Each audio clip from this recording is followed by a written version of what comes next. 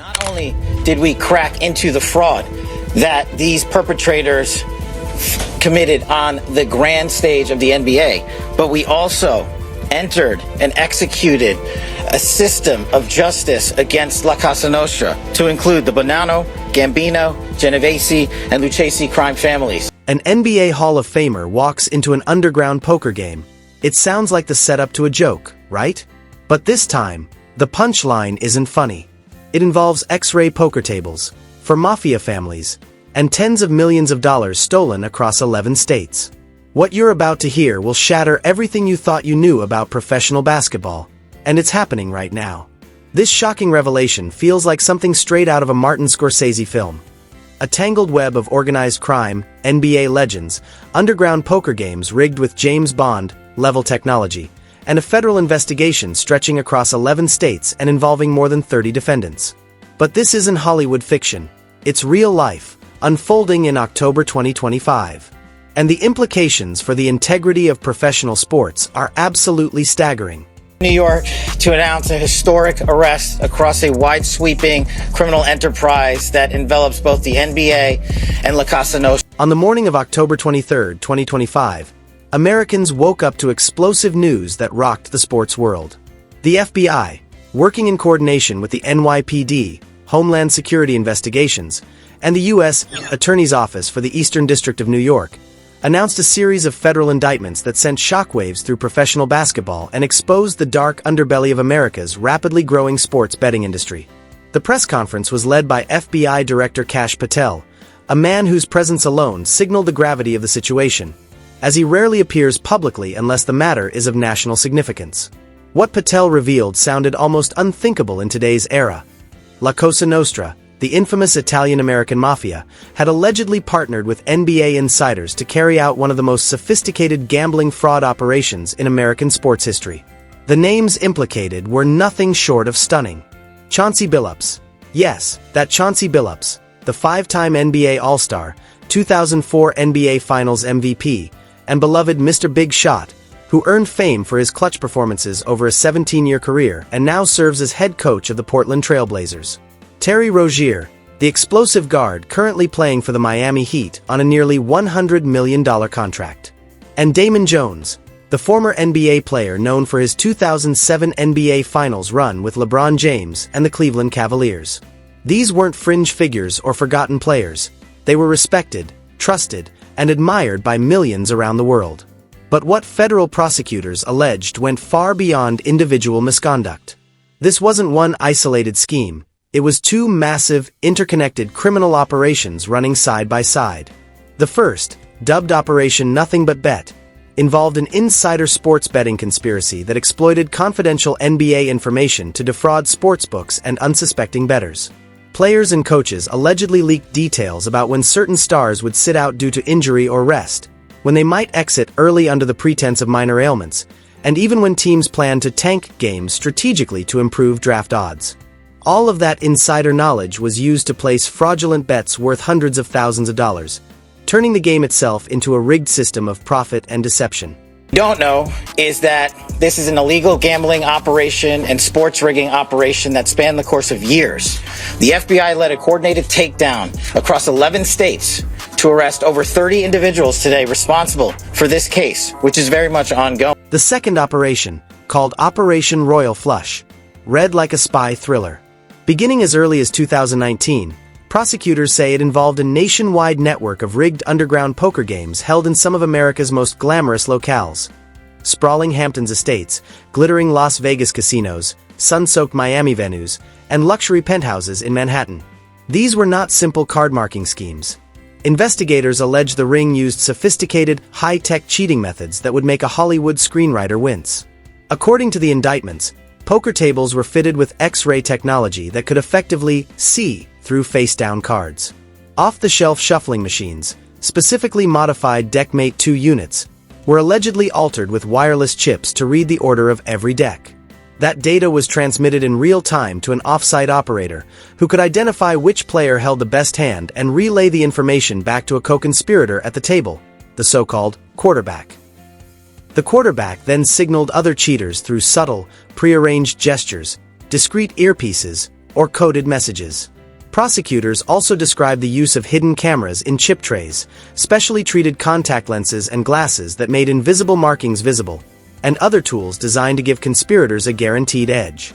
In short, every angle of play was allegedly controlled, from the deal to the discard, leaving victims with virtually no realistic chance of winning. Fraud is mind-boggling. It's not hundreds of dollars. It's not thousands of dollars. It's not tens of thousands of dollars. It's not even millions of dollars. We're talking about tens of millions of dollars in fraud and theft and robbery across a multi-year investigation. But here's where the story takes an even darker and more disturbing turn, into territory most Americans thought belonged only in history books or classic mob movies. Behind all the high-tech equipment, the rigged games, and the insider betting information stood four of New York's most infamous organized crime families: the Bonanno, Gambino, Genovese, and Lucchese families. Collectively, they represent four of the legendary five families that have dominated American organized crime since the 1930s, when Lucky Luciano established the modern mafia structure. To really understand the gravity of this scandal, it's important to know a bit of history. The Genovese family, once led by the legendary Charles Lucky Luciano himself, has long been considered the most powerful and secretive of all the families. Their influence runs deep through New York's gambling underworld and beyond. The Gambino family evokes memories of the flamboyant John Gotti era, the dapper Don of the 1980s and early 1990s, famous for his custom suits and apparent invincibility, until his luck finally ran out. Among the defendants in this current case is Angelo Ruggiero Jr., son of Angelo Quack Quack Ruggiero, one of Gotti's closest allies. Ironically, his nickname came from his habit of talking too much, something that ultimately helped law enforcement bring down the Gambino empire of that era. The Bonanno family gained notoriety during the Banana Wars of the 1960s, a violent internal feud that nearly tore the organization apart. Meanwhile, the Lucchese family, with deep roots in labor racketeering, has managed to remain a steady force in organized crime for decades, surviving countless law enforcement crackdowns. Federal prosecutors say this poker ring alone defrauded victims of at least $7.5 million, though the real number could be much higher as investigations continue. When victims couldn't pay their debts fast enough, that's when the Mafia muscle showed up. Court documents describe scenes of shocking brutality, beatings of debtors, threats against family members, and even a 2023 armed robbery carried out to steal one of the rigged shuffling machines.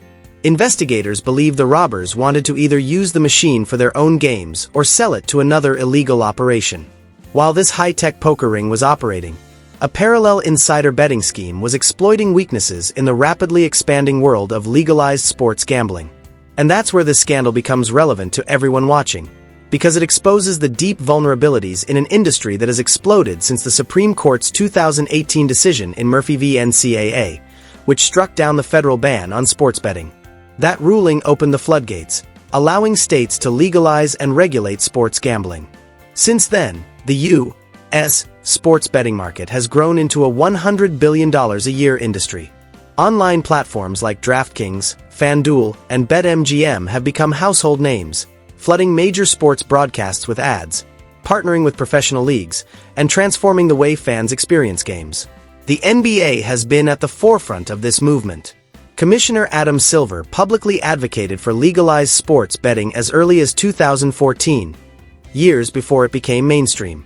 The league has since inked massive partnership deals with betting companies, generating billions in revenue and turning basketball into a fully interactive experience, where fans can bet in real time on everything from final scores to individual player stats. But with all that money and excitement came massive opportunity for fraud, and the conspirators in this case took advantage with ruthless precision. Their scheme revolved around prop bets, short for proposition bets, wagers on specific player performances rather than game outcomes.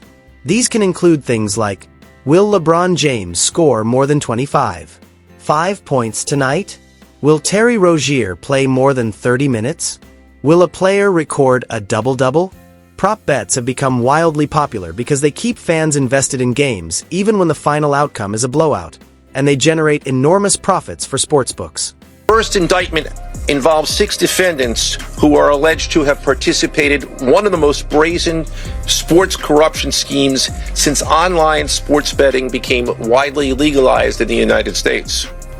This scheme is an insider sports betting conspiracy that exploited confidential information about National Basketball Association athletes and teams. Here's where the story turns truly insidious.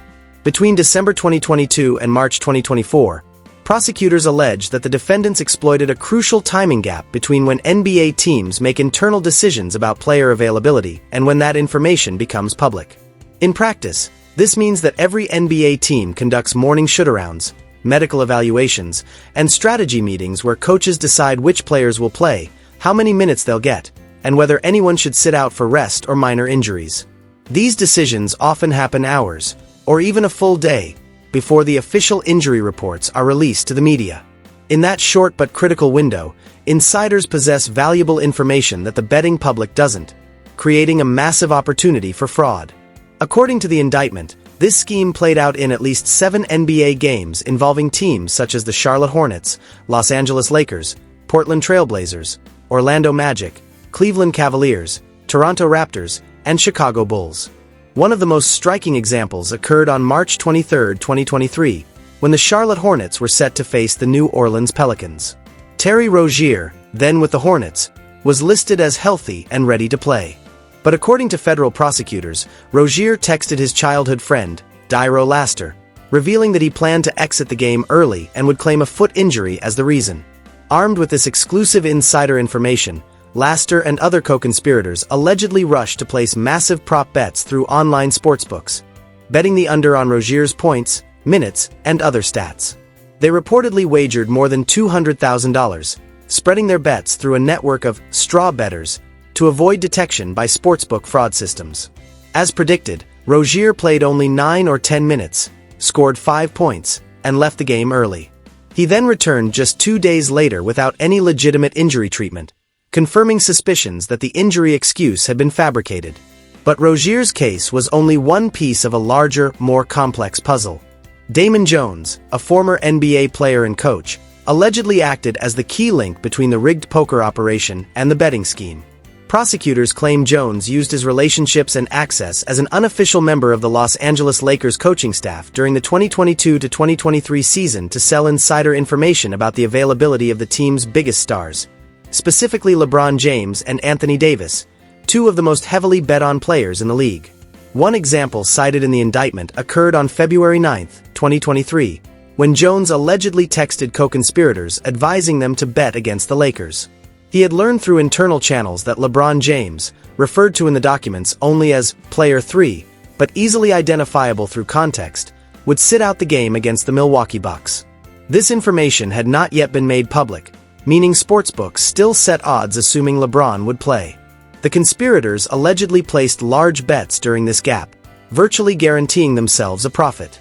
A similar situation unfolded on January 15, 2024, when Jones reportedly shared advance information about both James and Davis before a Lakers game against the Oklahoma City Thunder, again enabling his associates to make informed, fraudulent bets. These weren't casual bets among friends. Prosecutors allege the conspiracy generated more than $1 million in fraudulent winnings, with losses to legitimate bettors and sportsbooks reaching several $million. Another shocking allegation involves Chauncey Billups and the Portland Trail Blazers. On March 24, 2023, prosecutors claim that Billups, or a co-conspirator fitting his exact description, leaked inside knowledge that the Trail Blazers planned to tank a game against the Chicago Bulls by resting key players such as Anfernee Simons to improve their draft lottery odds. In the NBA, where teams out of playoff contention sometimes use this strategy late in the season, such information is pure gold for gamblers. With certainty about a team's plan to rest players, bets can be placed accordingly for near-guaranteed profit. Prosecutors allege that co-conspirators placed more than $100,000 in bets based on this insider tip. The technology and methods used to execute these schemes were equally sophisticated. The defendants allegedly moved their winnings through cryptocurrency transactions, peer-to-peer payment apps like Venmo and Cash App, traditional bank wires, and cash exchanges to launder funds and obscure their trail. They maintained multiple sportsbook accounts under different names, using straw bettors to distribute wagers across various platforms so that no single bet appeared suspiciously large. They even placed occasional losing bets deliberately to make their activity appear more random and avoid triggering anti-fraud alerts. And then there's the most unsettling layer of all, the involvement of organized crime. Behind this intricate web of sports betting and poker rigging stand four of New York's most infamous mafia families. Many people online have asked, wait, the mafia still exists? It's a fair question. Popular culture often portrays the Italian-American mob as a relic of the past, crushed by FBI RICO prosecutions in the 1990s and 2000s. But as this case reveals, the old networks never fully disappeared. They adapted, evolved, and found new opportunities in the billion-dollar world of legalized sports gambling. This alleged illegal gambling operation hustled unwitting victims out of tens of millions of dollars and created a financial pipeline for La Cosa Nostra to help fund and facilitate their organized criminal activity. Law enforcement officials are clear on one point. La Cosa Nostra, which translates to "this thing of ours" in Italian and is the true name for what Americans call the Mafia, never really disappeared. While the major prosecutions of the 1980s and 1990s under the RICO Act devastated the leadership of New York's five families and sent many powerful bosses to prison, organized crime didn't vanish. John Gotti died behind bars, and Vincent the Chin Gigante, who famously roamed Greenwich Village in a bathrobe pretending to be insane, met the same fate. Countless capos, soldiers, and associates turned informants, helping dismantle the mafia's old structure. But like any resilient business, organized crime adapted. According to FBI Assistant Director Christopher Ria, who spoke emphatically at an October 23 press conference, the Bureau has never stopped tracking Italian organized crime in New York. He emphasized that while La Cosa Nostra may no longer command the sensational headlines of decades past, the families remain active, extorting, running illegal gambling operations, and finding new revenue streams. One of those, prosecutors allege, was their partnership with NBA insiders to fund broader criminal enterprises. The indictments name 13 defendants connected to the Bonanno, Gambino, and Genovese families, with additional links to the Lucchese family. These weren't small-time criminals. They included capos and soldiers, individuals with real authority in their organizations. Among them was Joseph Camerano Jr., identified as an acting boss within the Bonanno family, who allegedly oversaw poker operations out of a Long Island coffee shop called Grand Cafe, a front for illegal gambling since at least 2012. Also charged was Angelo Ruggiero Jr., a Gambino enforcer and son of the infamous Quack Quack Ruggiero, who handled violent debt collection in the Hamptons. Another major figure, Ernest Ernie Muscarella of the Genovese family, is accused of managing the money laundering arm of the operation and maintaining international connections to move funds through multiple jurisdictions. Perhaps the most alarming revelation is that the sophisticated cheating technology used in these schemes is readily available online. A New York Post investigation found that X-ray poker tables can be purchased on specialty sites for about $5,000, complete with tutorial videos showing how they work. Modified card shufflers like the Deckmate 2, mentioned in the indictment, can be bought or customized for $1,000 to $2,000. Entire kits of marked cards and lenses sell for under $500, openly advertised as advantage play devices. The real challenge isn't obtaining the tools. It's knowing how to use them effectively and having the organization and muscle to collect debts when victims can't pay. That's where the Mafia came in. Federal documents detail violent incidents that reveal just how dangerous these enterprises remain. Debts totaling nearly $8 million were collected through threats, assaults, and intimidation. One victim was even robbed at gunpoint, the target being a rigged shuffling machine, indicating that even within the criminal network, there was infighting and competition over access to valuable cheating devices. When wealthy players couldn't pay their poker losses, sometimes hundreds of thousands in a single night, mob enforcers allegedly showed up at their homes or businesses to remind them of the consequences. The investigation that ultimately unraveled these operations was a showcase of modern law enforcement at its best. The FBI used extensive wiretaps, intercepting thousands of calls and text messages. They executed search warrants that seized physical evidence, including the modified shufflers, marked cards, special lenses, and X-ray tables. Agents collaborated with Italian authorities to trace cryptocurrency transactions and shell companies used for laundering money across borders. Perhaps most impressively, undercover agents and cooperating witnesses infiltrated the games themselves, documenting how the cheating worked in real time. But the fallout won't stop in court. The NBA has its own strict disciplinary rules for gambling-related misconduct. Commissioner Adam Silver holds the authority to issue lifetime bans to anyone, player, coach, or staff member, found guilty of betting on NBA games, sharing insider information, or manipulating outcomes. The precedent was set with Jonte Porter, who was banned for life and expelled from the league.